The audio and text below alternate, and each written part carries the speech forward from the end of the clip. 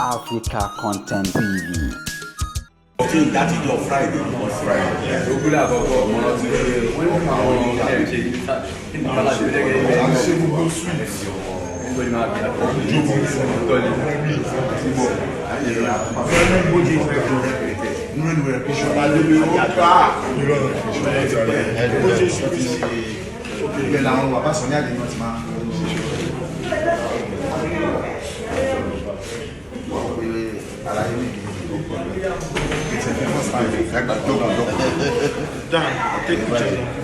Take shows.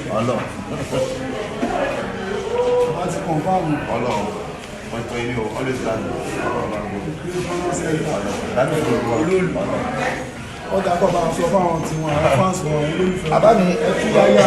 ẹ máa bọ̀ mò ń bọ̀ ńbẹ̀ ká ní ìdánwò nílé ẹ̀sán yàtọ̀ tí wọ́n ń kẹ́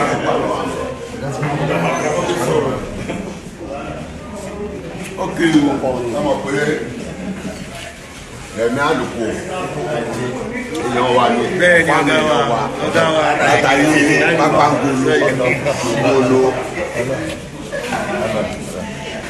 gbogbo aládẹ mọ̀ yí pé ọmọ tó náìsì sí gbogbo wa ni olúùlù kan tí mò ń sọ yẹ kó ti yé gbogbo ẹ̀yin ọ̀dọ́ olúùlù ọ̀gá wa èèyàn wa tipẹ́tipẹ́ ni ọ̀dẹ̀ understand ìlú òjò Remi ló jẹ́ kó dùn báyìí ẹ̀dẹ̀ understand sí àwa náà ń lọ bẹ́ẹ̀ ọmọ tí ò ṣe nǹkan lemọ́lemọ́ tí ò ṣe pé ó máa sọ pé òun fẹ́ ṣe kan lẹ́nu òun fẹ́ ṣe kan lọ́la ni wọ́n ẹ̀jẹ̀ fẹ́ ṣe kan next time tó ẹ̀jẹ̀ máa ṣe kan lọ́fẹ́ yí fight àwọn ọ̀dọ́ ni àlọ́ máa dúró tì and guess what àyìnjẹ́ ọmọ àdìsọ́yà olúùlù MC ti sẹ́tùẹ̀ ó ti sẹ́tùẹ̀ àyìnjẹ́ ti sẹ́tùẹ̀ ọlọ́run